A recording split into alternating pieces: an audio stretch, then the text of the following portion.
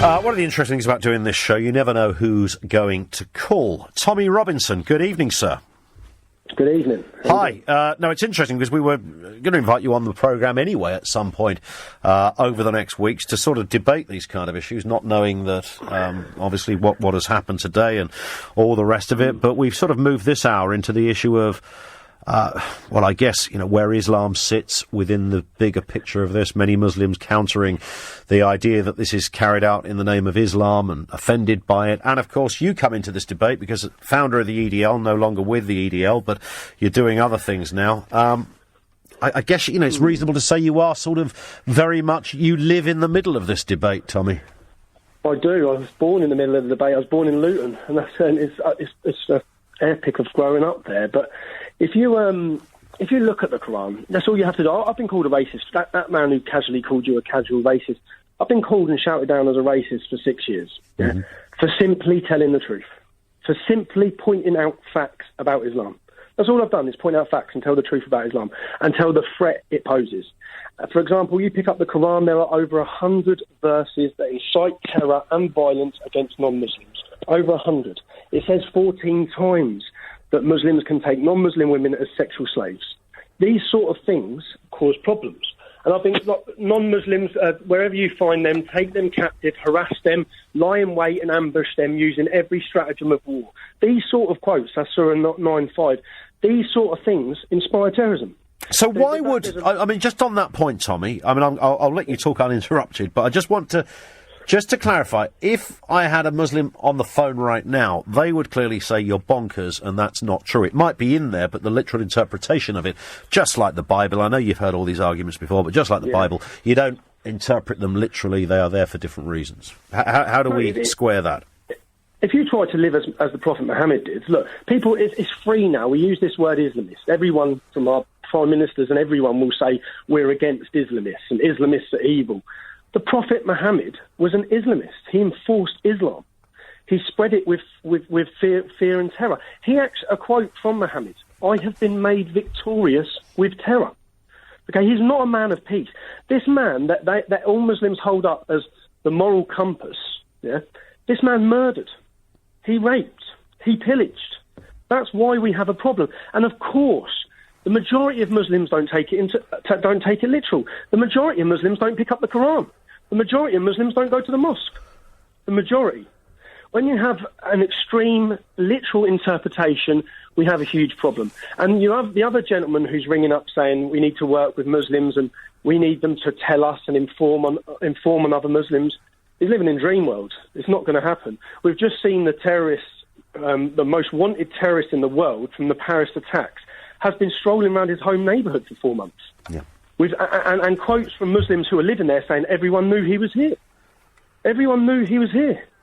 So, and the prevent strategy, I mean, this was going back a few years. There's £360 million given to the Muslim community for prevent, which was supposed to be for mosques to inform on radicals and extremists. For an example, there's a mosque in Luton that received money for this. And the Stockholm bomber, the man who went and blew himself up in Stockholm, went to this mosque. Yeah? Now, after he blew himself up, the mosque imam came out and said, we challenged him on his radical views. You challenged him, but you didn't report him through prevent, which you've been getting tens of thousands of pounds to do. Yeah? So Muslims do not tell on Muslims. Again, that's backed up by scripture, because they'll be siding with the non-Muslims. So you think that's what was happening in Belgium with this man who was mooshing around since November as the world's most wanted man within his own community? World's most wanted man, but we've seen when the police went in and arrested him, the youth come out and attack him. The youth come out and attack the press. There's an acceptance, and I'm not going to say it's all Muslims, because it's not, and I'm sure many Muslims are disgusted with what's happened in Belgium, but to say it's got nothing to do with Islam is a complete facade. So okay, Tommy Robinson, let's just to clarify this. Your contention is that you acknowledge that most Muslims do not support attacks such as London, Paris, New York, Brussels. Of course, yeah, of course, the majority, of course, every sane-minded person, but the ideology in the scripture that is driving this problem, the jihad that we're experiencing, and this isn't going to end, and it's only going to get worse. Once we accept that reality, we have to start doing something to combat it and stop it. We see the growing problem with Islamisation across Europe. We see millions now coming through our borders. It's not going to stop. And I speak out of passion and fear of what lays ahead for our countries and for my 3 children as they grow up. I want them to experience proper freedom, not live in fear all the time like everyone is now because of what's happening. So many, and again, you've heard all of these arguments, Tommy. But many suggest you create that fear, and you did with the EDL, Pegida, which is the new kind of or British chapter, if you like, of the German-based organisation. That you're doing it again. You're actually scaring people. You're whipping up racial hatred, whether you acknowledge it or not. What is your response to that? I'm honest, and I tell the truth. And the truth has become hate speech somehow. We're shouted down for telling the truth. Look, people may not like hearing it, but it's still the truth.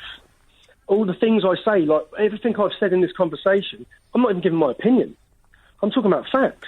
Facts about Mohammed, facts about Islam, facts about what's in the Quran. Well, talking of Mohammed, a different Mohammed, a caller from Woking, he wants to put a point to you, Tommy, if that's all right. Yeah.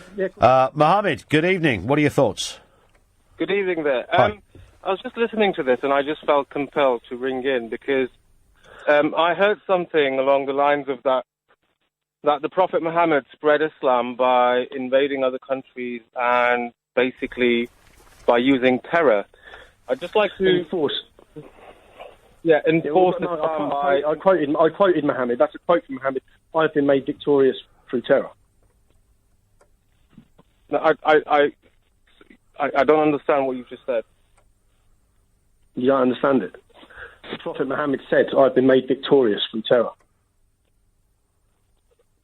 I've been made victorious through terror? Yeah, through terror. And can you quote... If we go to... if we're on the topic of the Prophet Muhammad, then certain scriptures... the biography of Muhammad by Ibn Ishaq, I picked up that biography to find out what I could about the man who founded Islam. When I picked that up, I read about him torturing a man called Kinana. He tortured him for his gold, set fire to his chest, tortured him for his gold, and then so I don't understand what logic Muslims can have to talk out about this. That's what he did, and then there was a Jewish tribe who surrendered themselves, 600 of them, and he pulled the pants down and seen who had started puberty, and anyone who started puberty was killed. And then he took the leader of that Jewish tribe's wife, Sophia, that night, and he married her. Well, which, quote, married her, basically raped her that night. Now, when I read that, I'm disgusted. And that's not me. That's in Islamic scripture. So, and the more I read, the more concerned I've become. The more dedicated I've become, because we face huge problems. And when the reason why I quote, when he pulled the pants down to see if they'd started puberty, the Peshawar school attacks in Pakistan by the Taliban, that's what they did. That's what Muslims did when they done the Beslan massacre, to see if they'd started puberty. And they'd done that because that's what Muhammad did. Mohammed, how do you respond to what Tommy is saying here? I very respectfully disagree. I don't know where Tommy might have read that, because... I just told you, Ibn Ishaq is one of the most renowned biographies of Muhammad. Written by Ibn Ishaq. That is one of the most fundamental core biographies of your prophet. And it's across the Islamic world. It's the main doctrine for his life. Yeah, I'm not denying that.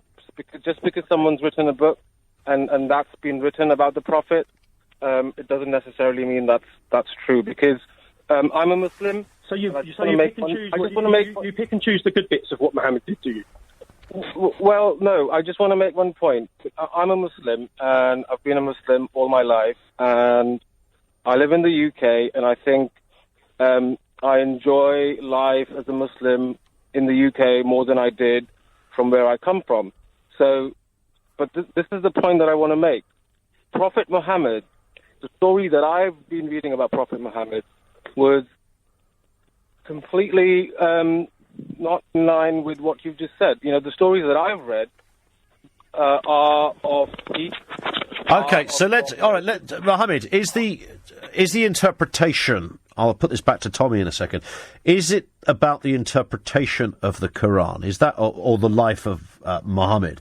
What is the issue here? Is it open to interpretation, or is there just a one-dimensional way of reading Quranic verse? Yeah, if it's a biography, well, it depends on who's written the biography. What about the Quran itself? Tommy was quoting some lines from the Quran. How do you respond to that? The unsavoury ones. Absolutely. So the Quran itself is written in what is known as classical Arabic. Now, I can read Arabic, and I would have to, just to understand one phrase, spend about 5-10 minutes going into the history of that phrase, in what context that phrase has been used. All right. So, Tommy, you've got it slightly wrong because you haven't spent enough time studying Arabic, and you need to do that in order to understand the context. In the Quran, it says you can take outside your 4 wives whatever your right arm possesses, the arm of the sword, which is the sexual slavery. This is what Boko Haram, this is what ISIS all publicly tell us. This is why we're taking Yazidi women as sexual slaves, because Allah has commanded us to do so. Yeah, that's in there. So when you get a verse like that, that's a problem. Because Prophet Mohammed legalised and said it's okay to take non-Muslim women as sexual slaves. Mohammed, what do you say to that? Do you think it's okay to take non-Muslim women as sexual slaves? Sorry, say that again. Do you think it's okay as a Muslim to take non-Muslim women as sexual slaves? Well, I don't think it's okay to take any woman as a sexual. Okay, so no, but your prophet did. But your prophet, that's the problem. Your prophet. Well, no, you're again. Sorry, can I just make the point? Yeah, go on. That is being blown out of context. I just find it surprising that you want to believe what Boko Haram are talking about Islam and what they say, and the actions that they do. You find that as representation of Islam, but here I am. No, I don't find that as representation. No, yeah. When I pick up the Quran and I read a verse and I see a whole town with 1,400 young girls have been taken as sexual slaves in my own country, when my cousin was taken as a sexual slave and groomed, and then I pick up a book and I see 14 times that it says clearly, it's not down to interpretation, it says clearly, outside of your 4 wives, you can take whatever your right arm possesses, i.e. slaves. So in what context is that? Because the Prophet Muhammad took slaves. So, Mohammed, just a final point from you. What context do you think that is? And I appreciate you're not, the onus isn't fully on you to interpret every aspect of the book, but you happen to be in the conversation here. What are your thoughts? I'm just going to conclude by saying this. Boko Haram abducting 1,400 Muslims. Yeah.